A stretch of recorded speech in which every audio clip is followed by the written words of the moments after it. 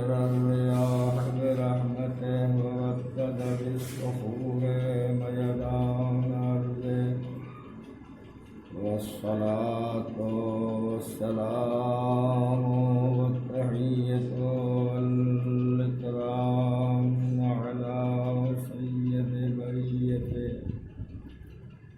وعلى الأصفياء من عترته الذين أذهب الله عنهم الرجس وطهرهم تطهيرا.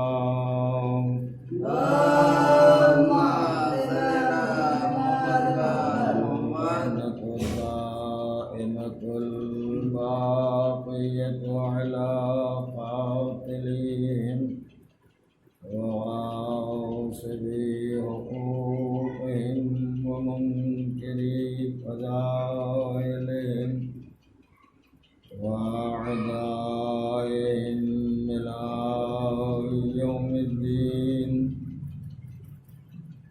أما بعد فقد قال الله الحكيم في كتابه الكريم وهو أصدق القائلين وقوله الحق. بسم الله الرحمن الرحيم. قد جاءكم من الله نور وكتاب مبين. اللهم صل على محمد وآل محمد. سلسلہ مجالس کے اس آخری مرحلے میں جس میں عیسائی مبارکہ کے ذیل میں کچھ باتوں کا تذکرہ،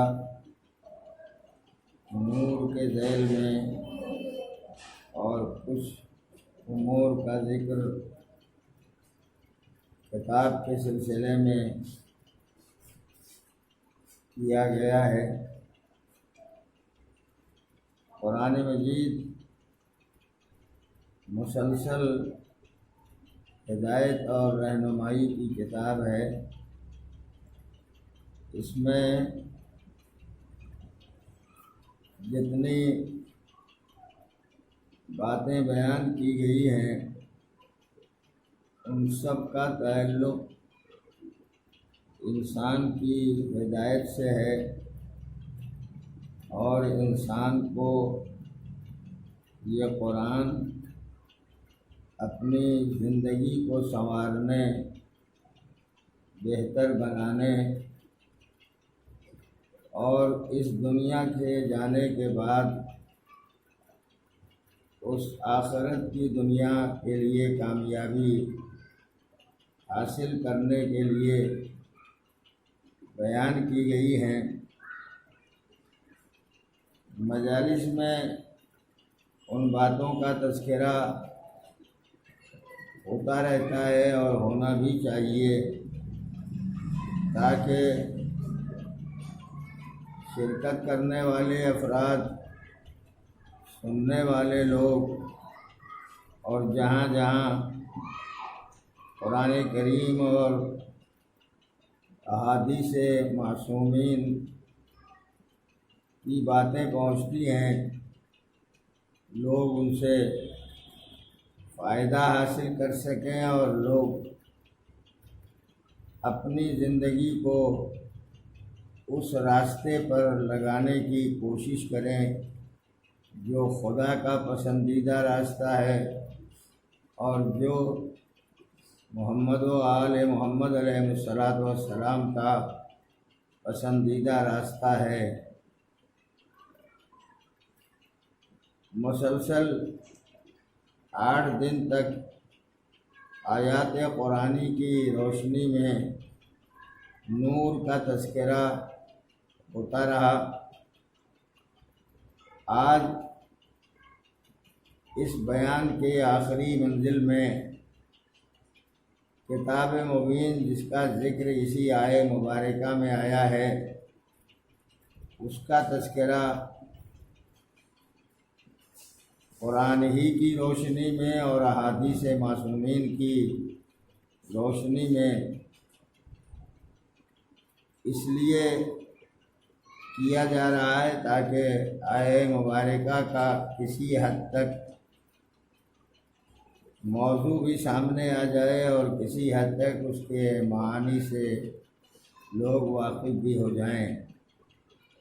اس تذکرے سے پہلے خلاصہ کلام کی صورت میں یہ عرض کر دینا ضروری سمجھتا ہوں کہ بیان کا آغاز اس مقصد امام حسین علیہ السلام سے ہوا تھا جو آپ نے اپنے بھائی محمد حنفیہ کو خط میں لکھ کر مقصد بیان کیا تھا کہ میں مدینے سے کیوں جا رہا ہوں اور جو منزل میری نگاہوں کے سامنے ہے اس منزل تک میں کیوں جانا چاہتا ہوں اور کیوں پہنچ کر اس فریضے اور اس مقصد کو انجام دینا چاہتا ہوں جس کا میں نے اپنے جد سے بھی وعدہ کیا ہے اور عالم معنی میں پروردگار عالم سے بھی وعدہ کیا ہے۔ آغاز اس بات سے ہوا تھا کہ امام نے فرمایا تھا کہ میں کسی تفریح کے لیے، کسی غرور اور تکبر کے لیے نہیں جا رہا ہوں، میں ریاکاری یعنی دکھاوا اور لوگوں کو سنانا میرا مقصود نہیں ہے، ظلم کرنا یا فساد پیدا کرنا یہ میرا مقصد نہیں ہے۔ میں جس کام کے لیے نکل رہا ہوں وہ کام یہ ہے کہ میں دنیا کو بتا دوں کہ رسول کی امت اس صراط مستقیم سے بھٹک گئی ہے، اس میں اصلاح کی ضرورت ہے، تو میں اصلاح کرنے کے لیے جا رہا ہوں، امر بالمعروف نیکیوں کا حکم دوں گا، برائیوں سے روکوں گا، اور جو سیرت میرے پدر بزرگوار کی ہے، میرے جد نامدار کی ہے، اس سیرت پر دنیا کے لوگوں کو چلانے کی کوشش کروں گا۔ یہ جتنی باتیں بیان فرمائی امام نے، اس کے بعد یہ کہا کہ میں لوگوں سے کہوں گا کہ حق کا اتباع کریں، حق کی پیروی کریں۔ اگر لوگ حق بات کو مان کے حق کا اتباع کریں گے تو ٹھیک ہے، اور اگر نہیں اتباع کریں گے تو میں ان پر کوئی جبر بھی نہیں کروں گا، زبردستی بھی نہیں کروں گا، بلکہ اپنا معاملہ صبر کرنے کے ساتھ خداوند عالم کے حوالے کر دوں گا۔ وہ بہترین فیصلہ کرنے والا ہے، وہ بہترین حکم دینے والا ہے، اور وہ بہترین انسانوں کے لیے امور کو بیان کرنے والا اور اپنے ہادیوں کے ذریعے پیش کرنے والا ہے۔ اس میں جو باتیں بیان کی وہ میں نے خلاصے کے طور پر عرض کر دیا، لیکن اس بیان کے پیچھے ایک مقصد یہ ہے جو میں نے چند لفظوں میں کہا تھا کہ نہ مجلس کرنے والا ریاکاری کرے، نہ مجلس میں آنے والے ریاکاری کریں، نہ مجلس کے سننے والے ریاکاری سے کام لیں، اور دوسری ساری چیزیں جو مجلس کے ذیل میں انجام پاتی ہیں ان میں بھی ریاکاری نہیں ہونا چاہیے۔ ریاکاری کا سب سے بڑا نقصان یہ ہوتا ہے کہ ہم جس ثواب اور جس جزا اور فائدے کے لیے اس کام کو انجام دے رہے ہیں وہ فائدہ اور وہ جزا ہمیں حاصل نہیں ہو سکے گی، چاہے مجلس کا پڑھنے والا ہو، چاہے نوحے کا پڑھنے والا ہو، چاہے مرثیے کا پڑھنے والا ہو، چاہے اور کسی طرح سے مجلس میں شرکت کرنے والا ہو، اس کے اندر کسی طرح کی ریاکاری نہیں ہونا چاہیے۔ میں بغیر کسی اعتراض اور بغیر کسی مرحلے تمہید کے یہ بات کہہ دوں کہ اگر مجلس پڑھنے والا اس خیال سے پڑھتا ہے کہ بہت کامیاب ہو جائے تو یہ ریاکاری ہے، اور اس ریاکاری کا کوئی اجر نہیں ملے گا۔ نوحہ و ماتم کرنے والے اور جلوس اور مجلسوں میں شرکت کرنے والے اس خیال میں شرکت کریں کہ ہماری آواز بہت سارے لوگ سن رہے ہیں، اس سے بہتر کوئی آواز نہیں ہے، ہمارا ماتم بہت سے لوگ دیکھ رہے ہیں، اس سے بہتر کوئی ماتم نہیں ہے، تو یہ سارے کے سارے کام ریاکاری اور سنانے میں شمار ہوتے ہیں۔ یہ مقصد حسین سے بالکل الگ تھلگ ہیں۔ مقصد حسین انہوں نے پہچانا نہیں ہے، مگر عمومی طور پر یہ دیکھنے میں آتا ہے اگر کسی مجلس پڑھنے والے کو دو چار آدمیوں میں بٹھا دیجئے تو وہ ایک دفعہ سوچتا ہے میں کیا بیان کروں، کس کے سامنے بیان کروں، کس کو سناؤں۔ یہ کہیں سے ذاکر کو، بیان کرنے والے کو خیال نہیں آنا چاہیے کہ میں دو چار آدمیوں میں کیا بیان کروں۔ مجلس کا بیان کر دینا، قرآن مجید کی آیتوں کا سنا دینا، احادیث پیغمبر کے مطالب پیش کر دینا، یہ جاننے والے کا فریضہ ہے، وہ پیش کر دے گا۔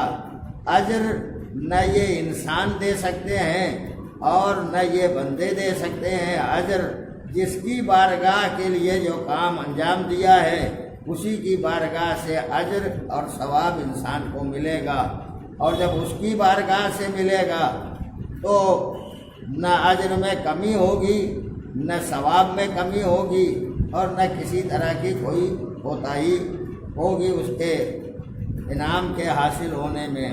اسی طرح نوحہ و ماتم کرنے والوں کا بھی مرحلہ ہے، مگر کمزوری ہماری نفس کی یہ ہے کہ ہم مجمع کی کثرت چاہتے ہیں تاکہ بیان کو زیادہ سے زیادہ طولانی بنایا جائے۔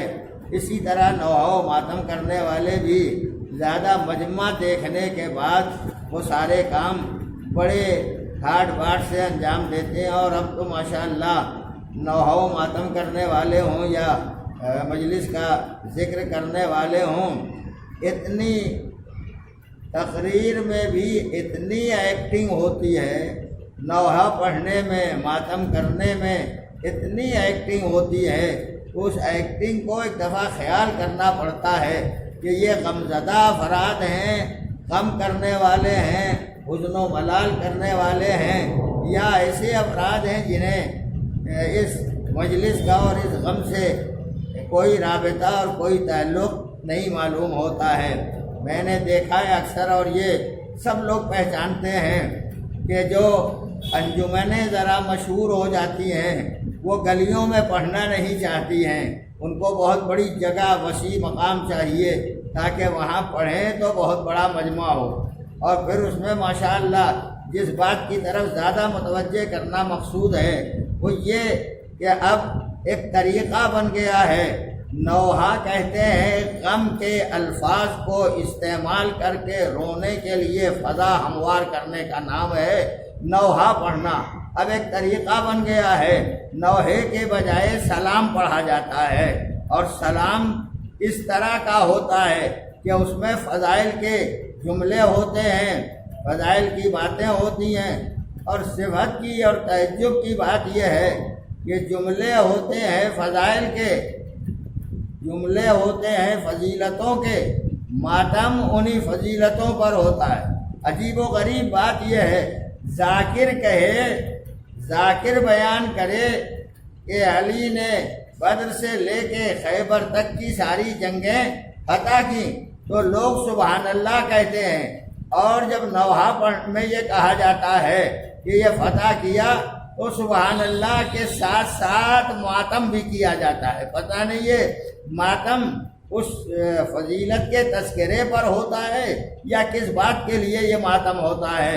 عزیزوں متوجہ رہنا چاہیے، یہ بھی ایک دھوکہ دینے اور شیعیت کے اصلی پیغام کو پہنچانے کے لیے ایک فریب ہے جو دنیا کے دوسرے لوگوں کی جانب سے کیا گیا ہے، تاکہ نوحے کا وہ اثر باقی نہ رہے جو نوحے میں پیدا ہوتا ہے۔ آج وہ اثر نہیں رہتا ہے نوحے میں، نوحے میں اثر کل تھا جب ایک ایک مصرے پر لوگ رو دیا کرتے تھے، آنکھوں میں آنسو آ جایا کرتے تھے۔ آج تو وہ اثر ہمیں دکھائی نہیں دیتا ہے۔ ہوں گے کچھ افراد جن کے دنوں پر اثر ہوتا ہوگا، مگر میں مثال کے لیے یہ بات کہتا ہوں، میں نے وہ جگہ دیکھی ہے اور آج بھی اسی ہندوستان کی سرزمین پر وہ جگہ موجود ہے جہاں مجلس سے پہلے، ابھی مرثیہ پڑھا جاتا ہے نا، وہاں مجلس سے پہلے کبھی 10 دن اور سال کے 365 دنوں میں کبھی مجلس سے پہلے پورا مرثیہ ایک بند بھی نہیں پڑھا جاتا، ایک بند بھی پورا نہیں پڑھا جاتا۔ آخر کے 2 مصرے پڑھے جاتے ہیں، اسی پر اتنا گریہ ہو جاتا ہے کہ ذاکر آمادہ ہو جاتا ہے مجلس پڑھنے کے لیے۔ 2 مصروں سے زیادہ میں نے 10 12 15 دن کا تو میں گواہ ہوں کہ میں نے دیکھا ہے، اسی ہندوستان کی سرزمین پر ہے وہ جگہ۔ 2 مصرے پڑھے جاتے ہیں اور پورا گریہ ہوتا ہے، یہی مرثیے ہیں، یہی پڑھے جاتے ہیں، مگر پڑھنے والے کا بھی اثر ہوتا ہے، سننے والے کا بھی اثر ہوتا ہے، اور یہ بالکل طے شدہ بات ہے۔ میں نے جتنے دنوں اس مقام پہ مجلس پڑھی ہے، کبھی کسی شہید کی شہادت کا مکمل تذکرہ کر ہی نہیں سکا، اس لیے کہ جہاں شروع ہوا شہادت کا بیان، ویسے ہی لوگ سر بھی پیٹنے لگتے ہیں۔ یہ دکھاوا نہیں ہوتا ہے، آنکھوں سے آنسو بھی روا ہو جاتے ہیں، انتہائی گریہ و زاری کا ماحول بھی پیدا ہو جاتا ہے، اور پھر لوگ مسلسل روتے رہتے ہیں۔ ذاکر مصائب پڑھ کے ممبر سے ہوتا رہتا ہے، مگر رونے والے اسی طرح سے روتے رہتے ہیں۔ وہاں یہ ماحول نہیں پیدا ہوتا۔ نوحہ رہنا چاہیے، ماتم رہنا چاہیے، مجلس رہنا چاہیے، فضیلت کا بیان رہنا چاہیے۔ دونوں تینوں چاروں چیزوں کو ایک دوسرے سے ملانا نہیں چاہیے، اور نہ ایک دوسرے سے اتنا ملا دیں کہ نہ نوحے کا پتہ چلے، نہ فضیلت کا پتہ چلے، نہ سلام کا پتہ چلے، پر پڑھتے چلے جا رہے ہیں۔ اور پھر اس میں راگنی ماشاءاللہ بعض مقامات پر ایسی ہوتی ہے کہ نوحے پڑھنے والے اس طرح نوحے پڑھتے ہیں کہ پورا مجمع جھوم جاتا ہے، نوحے پر نہیں جھومتا ہے، یہ ان کی راگنی پر جھومتا ہے، ان کے گلے کی گٹگری پر جھومتا ہے، ان کی آواز کے اتار چڑھاؤ پر جھومتا رہتا ہے۔ یہ کتنا اچھا پڑھنے والا ہے۔ نوحے کی آواز الگ ہوتی ہے، قصیدے کی صدا الگ ہوتی ہے، مرثیے کا انداز الگ ہوتا ہے، سب کے انداز الگ الگ ہیں۔ اتنی باتیں میں نے کہہ دی ہیں تو شاید کسی حد تک اگر پہنچ جائے تو کہیں کسی ایک کے لیے فائدہ مند ہو جائے۔ مثال بھی میں نے دے دی ہے۔ اگر اب میں بیان شروع کرتا ہوں، قرآن مجید یہ اعلان کرتا ہے کہ تمہارے پاس نور بھی آیا ہے اور کھلی ہوئی کتاب بھی آئی ہے۔ کتاب، ایک لفظ کتاب قرآن مجید میں مختلف طرح سے استعمال کیا گیا ہے۔ کبھی کبھی الف لام کے ساتھ الکتاب استعمال میں آیا ہے، جیسے شروع ہی میں ہے الف لام میم ذالک الکتاب لا ریب فیہ، یہ کتاب وہ ہے جس میں کوئی شبہ نہیں ہے۔ ھدی للمتقین، یہ متقین کے لیے ہدایت کا فریضہ انجام دیتی ہے، ہدایت کرتی ہے متقیوں کے لیے۔ اسی طرح 10 مقامات ایسے ہیں کہ جہاں کتاب صفت اور موصوف کے طور پر استعمال میں آئی ہے۔ کچھ مقامات ہیں جہاں مضاف اور مضاف الیہ کی شکل میں لفظ کتاب استعمال میں آیا ہے، لیکن لفظ الکتاب یہ قرآن مجید میں 229 مقامات پر آیا ہے۔ الگ الگ آیتوں میں، الگ الگ سوروں میں، الگ الگ مقامات پر 229 مقامات پر لفظ الکتاب قرآن مجید نے استعمال کیا ہے۔ اسی کتاب کو قرآن بھی کہا جاتا ہے، اور یہی کتاب قرآن مجید کہلاتی ہے۔ توریت بھی کتاب ہے، زبور بھی کتاب ہے، انجیل بھی کتاب ہے۔ یہ سب کتابیں ہیں، اور کچھ صحیفے ہیں جو رسولوں پر نازل ہوئے، وہ بھی فرمان الہی ہے جو نازل ہوا۔ اتنے مقامات پر لفظ الکتاب آیا، اور الکتاب میں جہاں جہاں استعمال میں آیا ہے وہاں وہاں یہ بیان کیا گیا ہے کہ اس کتاب میں ساری چیزیں موجود ہیں۔ یہ ایک آیت میں خود ہی تذکرہ ہے، لا رطب ولا یابس الا فی کتاب مبین، کوئی خشک و تر ایسی چیز نہیں ہے جو اس کھلی ہوئی کتاب کے اندر موجود نہ ہو۔ دوسرے مقام پہ ارشاد ہوا، لا اصغر من ذالک ولا اکبر الا فی کتاب مبین، کوئی چھوٹی چیز وہ بھی قرآن مجید میں ہے، کوئی بڑی چیز ہو وہ بھی کتاب مبین میں ہے۔ کھلی ہوئی کتاب میں سب کچھ موجود ہے۔ تلاش کرنے والے کے تلاش کی بات ہے، جستجو کرنے والا جستجو کرے تو اسے سب کچھ اسی کتاب میں مل جائے گا۔ اور پھر یہ کتاب اتنی لاجواب ہے کہ قرآن خود اعلان کرتا ہے کہ اس کتاب کا، پوری کتاب کا جواب نہیں ہو سکتا، 10 آیتوں کا جواب نہیں ہو سکتا، ایک آیت کا جواب نہیں بن سکتا۔ اتنی بات تو قرآن نے کہی ہے۔ اور سورہ کوثر، چھوٹا سا سورہ، یہ خانہ کعبہ پہ لٹکا دیا گیا تھا تاکہ کسی کی اگر جرأت ہو، کسی میں ہمت ہو، کسی میں جذبہ اور حوصلہ ہو تو وہ قرآن کی اس آیت کا جواب پیش کرے۔ لیکن سب عرب کے لوگ دیکھ کے کہتے ہیں، ما ھذا کلام البشر، یہ انسان کا کلام نہیں ہے، یہ خالق انسان کا کلام ہے، جس خدا نے ساری کائنات کو بنایا ہے اس کا کلام ہے۔ اس کے کلام کے مقابلے میں بندہ اپنا کلام نہیں پیش کر سکتا ہے، کتنی ترقی کر جائے، مگر اس کا کلام لاجواب۔ اب اگر قرآن مجید لاجواب ہے تو قدرت نے اعلان کیا ہے، ہم نے نور بھی بھیجا ہے، ہم نے کھلی ہوئی کتاب بھی بھیجی ہے۔ تو جیسے کتاب لاجواب ہے ایسے ہی نور بھی لاجواب ہے۔ نور ہے آل محمد علیہ الصلوۃ والسلام، نور ہے انبیاء اور مرسلین، وہ سب کے سب لاجواب۔ قرآن پوری کتاب لاجواب، تو ایسے ہی انوار مقدسہ جتنے ہیں سب کے سب لاجواب۔ قرآن کی 10 آیتیں لاجواب، تو انوار مقدسہ میں 5 6 7 8 یہ بھی لاجواب۔ اور جس طرح قرآن مجید کی ایک آیت لاجواب ہے، ایسے ہی انوار مقدسہ میں ایک محمد لاجواب، ایک علی لاجواب، ایک حسن لاجواب، ایک حسین لاجواب، یہ سب کے سب لاجواب۔ اور آج جو غیبت کے پردے میں میرا مولا مصلحت الہی کی بنا پر چھپا ہوا ہے وہ بھی لاجواب ہے۔ نہ اس قرآن کا جواب، نہ آل محمد کا جواب۔ جب جواب نہیں ہے تو قرآن لے جانے کے ساتھ ایسا بھی کوئی لے جاؤ جو لاجواب ہو۔ کسی جاہل کو اپنے ساتھ نہ رکھنا، کسی نا علم رکھنے والے کو اپنے ساتھ نہ رکھنا۔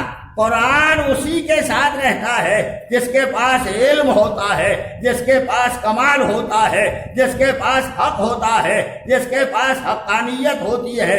کتاب خود ایک نور ہے، نور اپنی جگہ نور، کتاب اپنی جگہ نور۔ اسی طرح آل محمد جب نور ہیں تو ان کی روشنی میں کتاب کو پڑھنا چاہیے، پڑھیں تو فائدہ ہوگا۔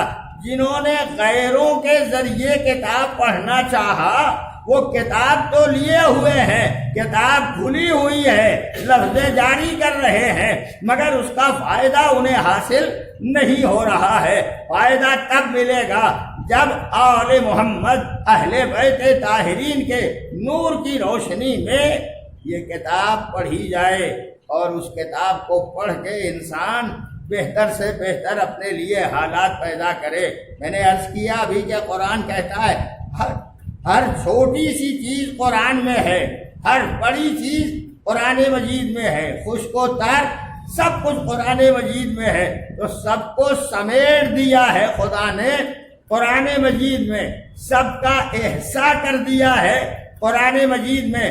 ہے کوئی ایک انسان بھی آل محمد کے علاوہ جو یہ کہہ سکے کہ ہم قرآن مجید میں سب ڈھونڈ لیتے ہیں، سب تلاش کر لیتے ہیں؟ وہ تو ایک موقع ایسا آیا تھا کہ جب آ کے خلافت اور حکومت کے دربار میں ایک شخص آ کے کہتا تھا، پوچھ رہا تھا کہ آپ بتائیے قرآن مجید میں لاشے جو کچھ نہیں ہے، لاشے کا بھی تذکرہ ہے؟ حکومت پریشان ہے، حکومت نہایت متعجب ہے، کیا جواب دیں؟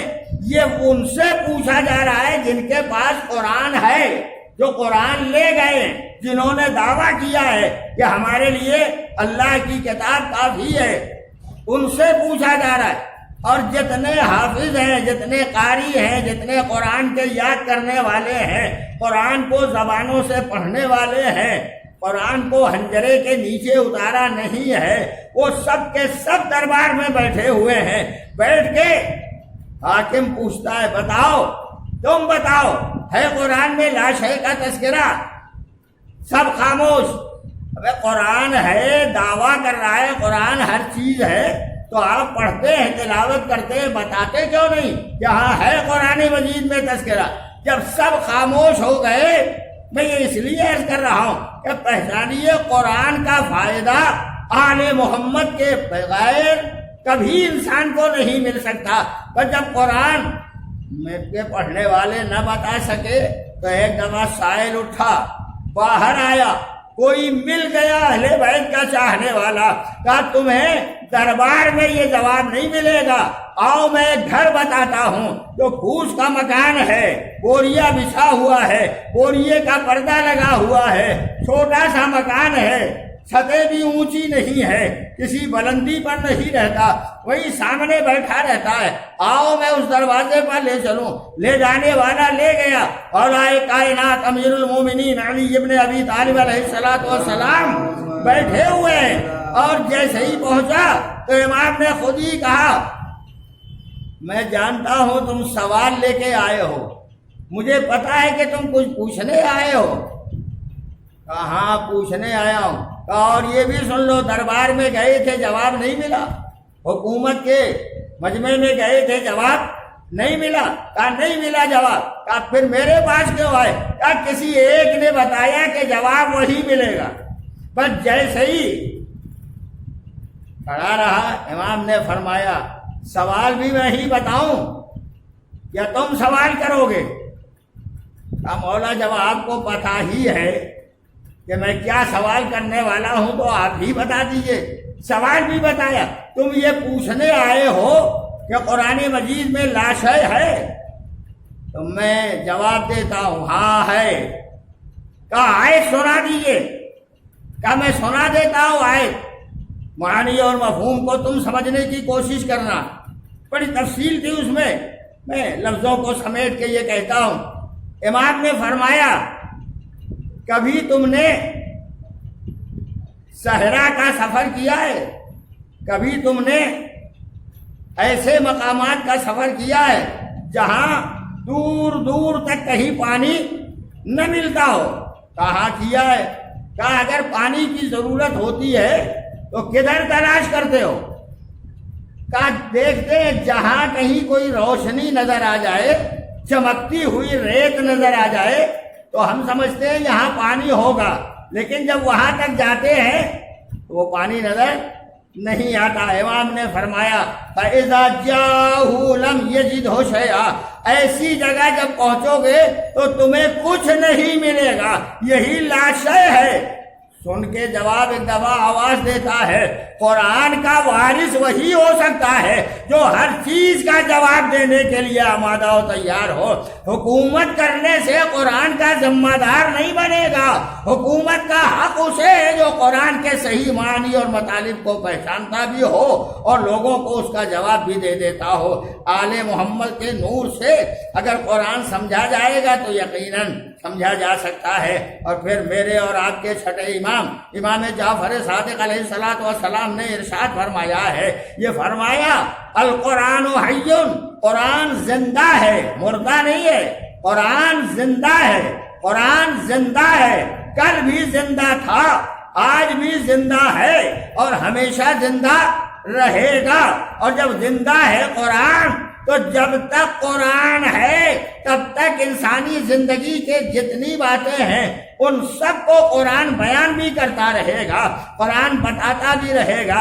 اگر قرآن زندہ ہے آج تک تو مانو اللہ نے جس نور کو قرآن کے ساتھ بھیجا تھا وہ نور بھی آج تک زندہ ہے۔ جیسے قرآن زندہ ویسے ہی نور بھی زندہ، البتہ قرآن بھی دفتیوں میں بند کر دیا گیا ہے، اس لیے مصلحت الہی نے اس نور کو بھی غیبت کے پردے میں رکھا ہے۔ جس دن وہ نور آ جائے گا، دعائے ندبہ میں یہ فقرہ موجود ہے، این المعمل لاحیاء الکتاب و حدود، وہ ذات جس سے امید کی جاتی ہے، جس سے آرزو کی جاتی ہے کہ یہ کتاب کو زندہ کر دے گا، کتاب کے حدود کو زندہ کر دے گا۔ یہ فقرہ خود بتاتا ہے امام کا کہ امام بھی زندہ ہے، آئے گا تو کتاب زندہ ہو جائے گی، آئے گا تو کتاب کے حدود سامنے آ جائیں گے۔ جب تک نہیں آتا ہے جو تعویل، جو باتیں جو چاہے کہتے رہیں معانی قرآن کے سلسلے میں، مگر اصلی وارث موجود ہے، ہم بے فکر ہیں، ہمیں کوئی پریشانی نہیں ہے کہ وہ وارث ہمارا زندہ ہے۔ مکان وہ مردہ ہو جاتا ہے جس میں کوئی رہنے والا نہ ہو۔ بہترین مکان بنایا مگر رہنے والا کوئی نہیں ہے تو کہتے ہیں ایسے مکان کا کیا فائدہ جس مکان میں کوئی رہ نہیں رہا ہے۔ اور پھر یہ بھی فارسی کی مثل مشہور ہے، خالی رہ دیو میں گیرن، گھر جو خالی رہتا ہے اس پر جنات کا قبضہ ہو جاتا ہے، جنوں کا قبضہ ہو جاتا ہے۔ اگر خالی گھر پر جنوں کا قبضہ ہو جائے تو گھر کو خالی نہیں رکھا جاتا۔ اللہ نے جناب ابراہیم و اسماعیل کے ذریعے اپنا گھر بنایا، اگر یہ خالی رہ جاتا تو اس پر دوسروں کا قبضہ، جتنے دن خالی تھا اس خاندان نے اپنا بت رکھ دیا، اس خاندان نے اپنا بت رکھ دیا، اس نے اپنا بت رکھ دیا، اس نے اپنا بت رکھ دیا۔ لیکن جب خانہ کعبہ اللہ کے گھر کا وارث آیا، یعنی گھر کا رہنے والا، مکان کا مکین آ گیا، تو ایک دفعہ قدرت نے آواز دی اب یہ مکان خالی نہیں رہے گا، اس مکان کا رہنے والا آ گیا۔ گھر بھی خدا کا، ہادی بھی خدا کی جانب سے آیا خدا کے گھر میں اور آ گیا، تو جیسے ہی موقع ملا اور وقت آ گیا تو سارے بتوں کو نکال کے پھینک بھی دیا، خدا کا گھر باقی رہا۔ اور اگر ظاہری مثال دوں تو بہت آسان ہو جائے، بڑا خوبصورت مکان بنایا ہو، بڑا کئی منزلہ مکان تعمیر کیا ہو، لیکن ایک دو رہنے والے ہوں اور کسی بچے کی آواز نہ سنائی دے، کسی بچے کی آواز نہ سنائی دے تو ہر آنے والا کہے گا کیا اس میں کوئی رہنے والا نہیں ہے تو میاں بیوی رہ گئے ہیں۔ پھر نہیں، کسی بچے کی آواز نہیں آ رہی ہے، اور جب بچے کی آواز نہیں آتی تو ہر دیکھنے والا کہتا ہے مکان بڑا اچھا ہے مگر مکان کا مستقبل خراب ہے، آئندہ خراب ہے۔ جب کوئی اولاد ہی نہیں ہے، جب کوئی بچہ ہی نہیں ہے، جب اس مکان میں کوئی بچے نظر نہیں آ رہے ہیں تو اس مکان کا مستقبل خراب ہے۔ کل میاں بیوی بوڑھے ہو کے دنیا سے چلے جائیں گے، اس مکان کا بچانے والا کوئی نہیں ہوگا، حفاظت کرنے والا کوئی نہیں ہوگا۔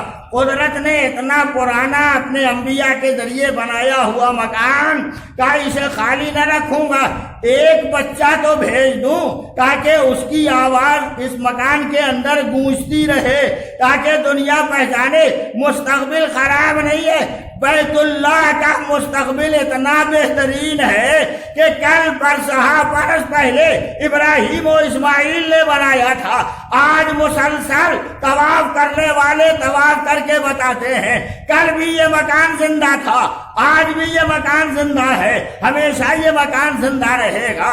اسی طرح آنے والا اس مکان کا کل بھی زندہ تھا، آج بھی زندہ ہے اور ہمیشہ زندہ رہے گا۔ یہ زندگی اس بات کی علامت ہے کہ اس کا مستقبل بہترین ہے، اسلام کا وارث، اسلام کا ذمہ دار، دین خدا کا ذمہ دار، کتاب الہی کا ذمہ دار، کتاب جو کھلی ہوئی خدا نے بھیجی ہے اس کا ذمہ دار زندہ ہے، اور جب زندہ ہے تو کتاب بھی زندہ، اور اسی لیے کتاب آج تک پڑھی جا رہی ہے۔ میں ہے دنیا کی کوئی کتاب جو اتنی پڑھی جاتی ہو، اتنی پڑھی جاتی ہو جتنا قرآن پڑھا جا رہا ہے؟ بڑی اچھی سے اچھی کتاب بھی ہوتی ہے، پڑھنے میں بڑا دل بھی لگتا ہے، تو ایک بار پڑھے گا، 2 بار پڑھے گا، 3 بار پڑھے گا اور آخر میں رکھ دے گا، یہ تو پرانی ہو گئی، بہت دنوں سے پڑھ رہے ہیں۔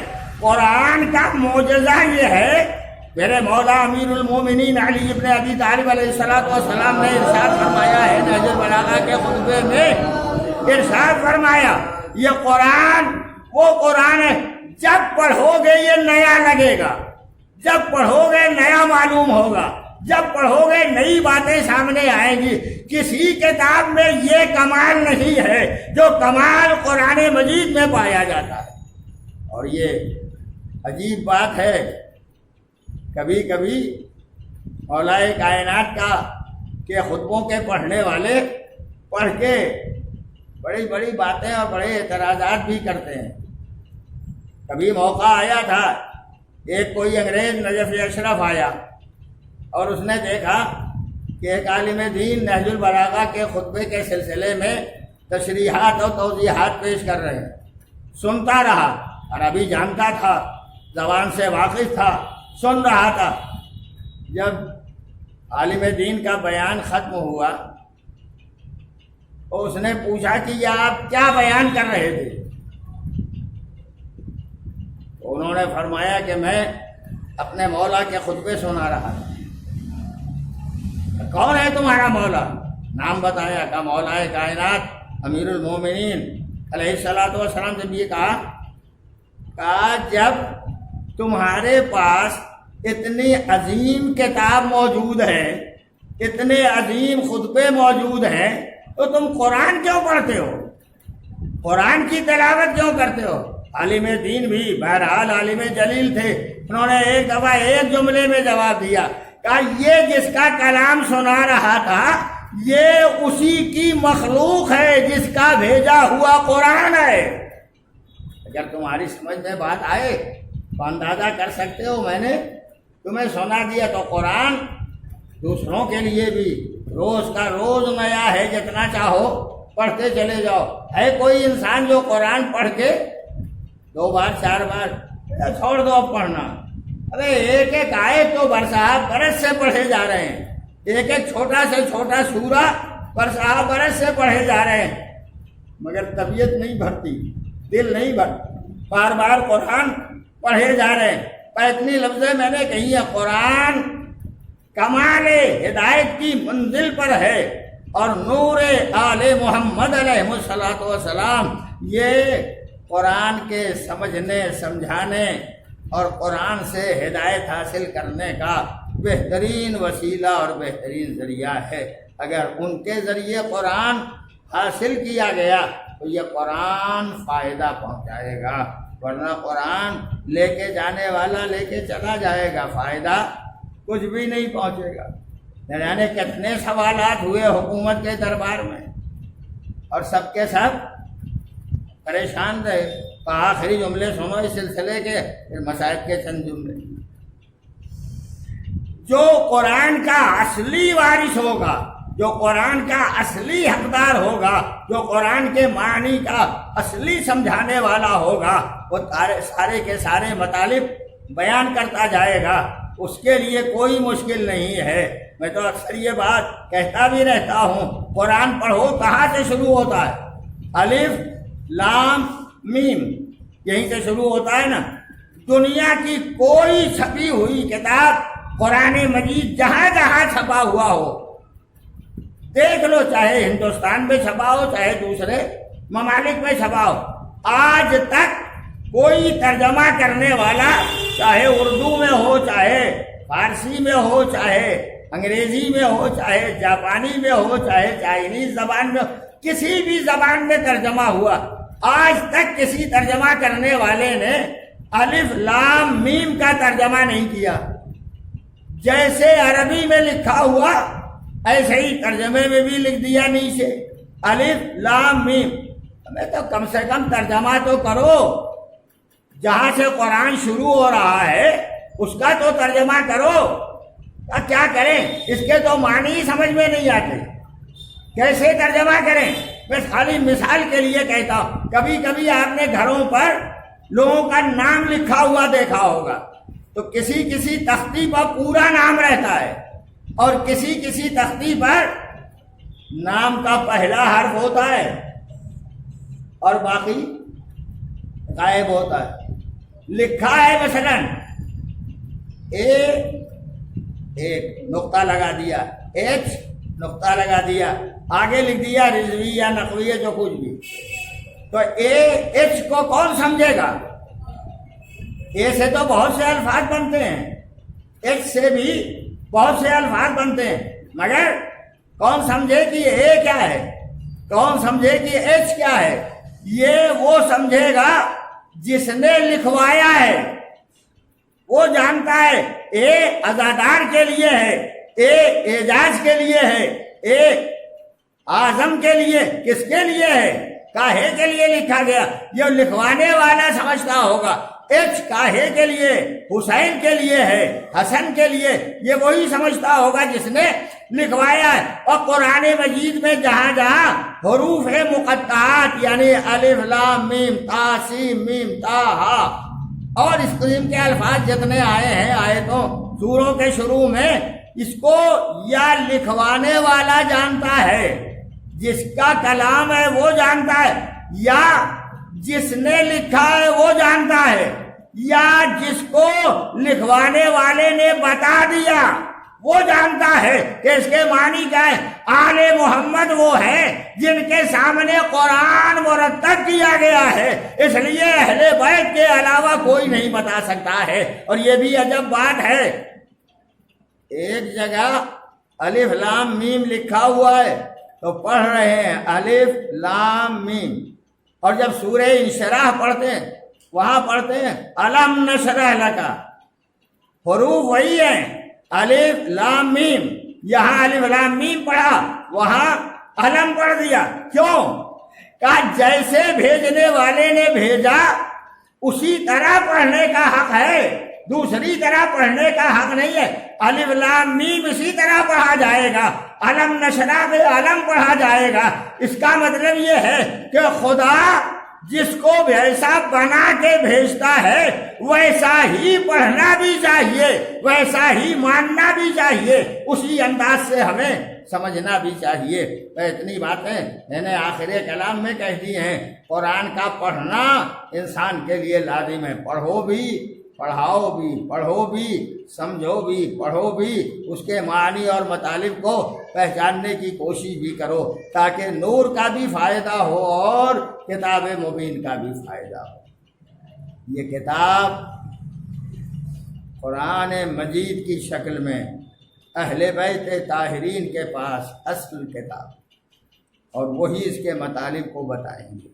یہی کتاب حسین ابن علی کے ساتھ بھی ہے، اور میرا مولا جب کربلا میں پہنچا ہے نہ جانے کتنے خطبوں میں قرآن مجید کی آیتوں کو بار بار دنیا کے سامنے پیش کیا ہے۔ جب کتاب قرآن مجید لفظوں میں پیش کی گئی تو دنیا نے سنا، اور پھر میرا آقا حسین، بس زیادہ سے زیادہ 5 منٹ، میرا آقا حسین قرآن مجید کی چھوٹی سی تفسیر لے کے ایک دفعہ کربلا کے مقتل میں آیا تاکہ دنیا کو بتائے میرے ساتھ قرآن بھی ہے میرے ساتھ، نور بھی ہے، میں ہی کتاب کا ذمہ دار ہوں۔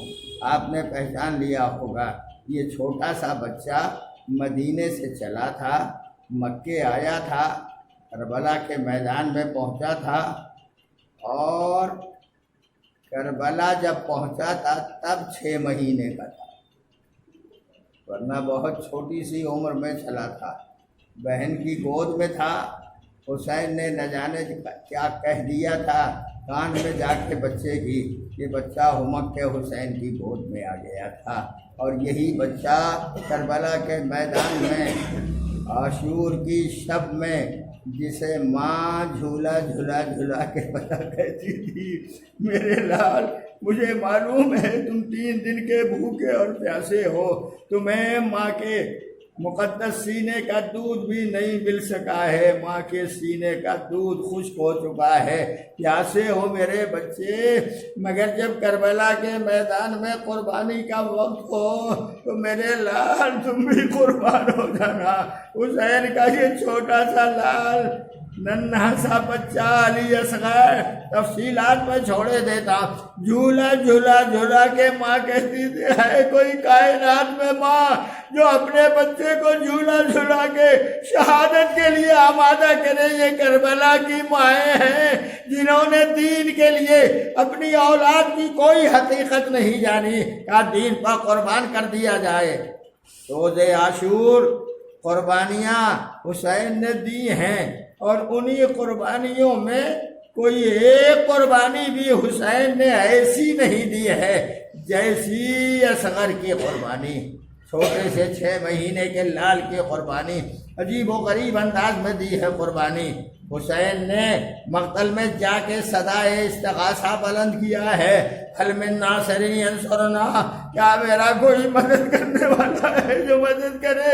فاطمہ کا لال، پیغمبر کا دلارا، علی کا بیٹا کربلا کے مقتل میں کہہ رہا کون ہے جو میری مدد کرے گا؟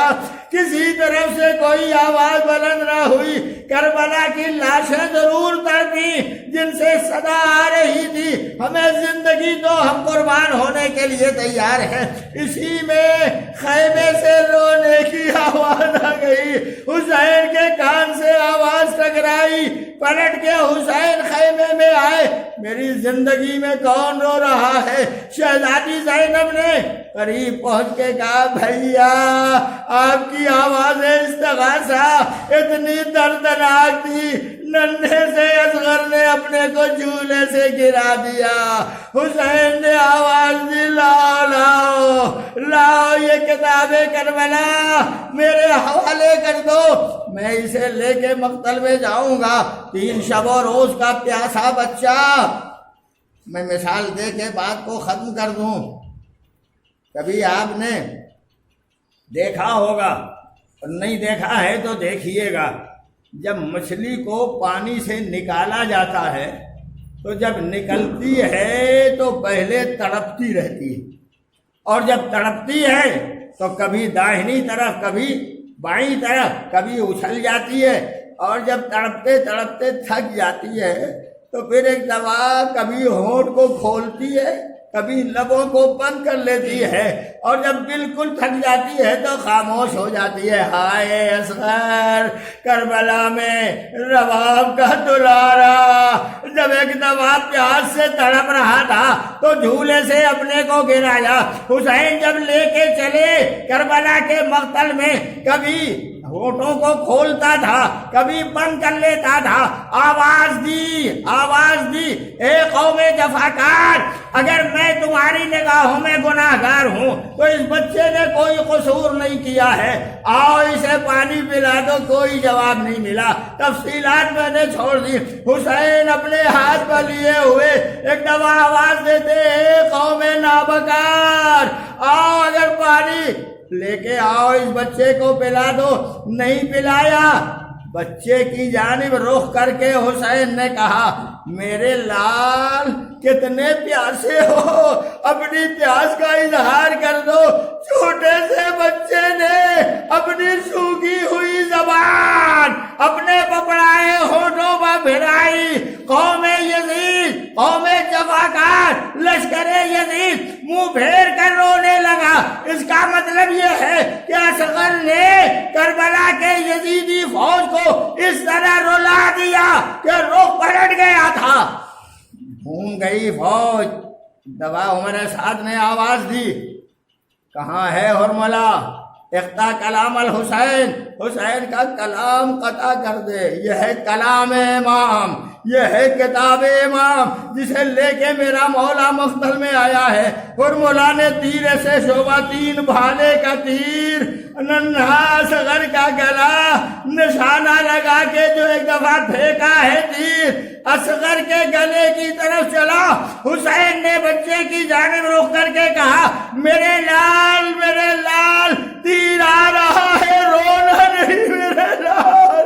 یہ کہنا تھا، تیر جیسے ہی گلو اصغر تک آیا بچہ ایک دفعہ مسکرایا، تیر گلے میں پیوست ہوا، حسین کے بازو میں پیوست ہوا۔ فانقلب الصبی علی یدی الامام، بچہ امام کے ہاتھوں میں پلٹ گیا۔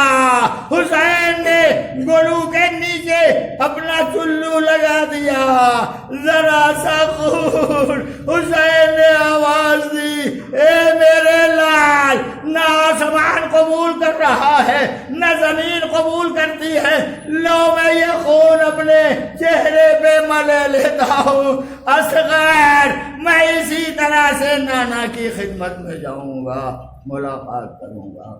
سیعلم الذین ظلموا ای منقلب ینقلبون انا للہ